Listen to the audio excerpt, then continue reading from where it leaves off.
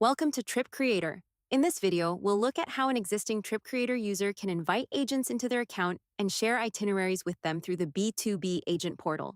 The Agent Portal is designed for external agents with limited access, so they can review itineraries, add their own branding, apply markup, and send the final version to their customers. The first step is to invite the agent into your workspace. To do that, go to CRM, open contacts, and create a new contact with the agent's details.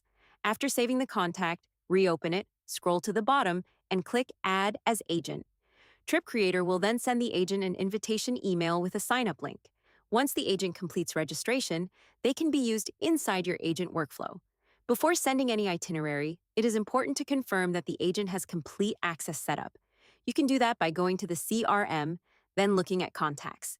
Once the agent appears there as a confirmed user, it will show as invited under Agent. Then you are ready to share itineraries directly with them.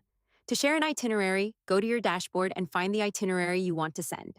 Click the dotted menu on the right side of the itinerary and choose Send to Agent.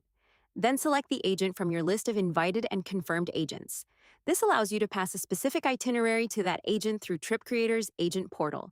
Once the itinerary has been shared, the agent can review it, review pricing, apply their own markup, add their own branding, and share the final version with the end customer.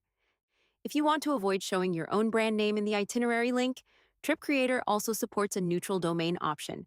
Instead of using your branded domain, the itinerary URL can use itinerary.page, which allows the link to be forwarded without exposing your company name.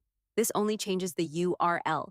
The itinerary content, structure, and appearance stay the same. To enable that setup, go to CRM, open the relevant client account, and turn on the option to use the itinerary.page domain. Then open the itinerary, go into Itinerary Settings, and under Customer, link that itinerary to the client account where the neutral domain has been enabled.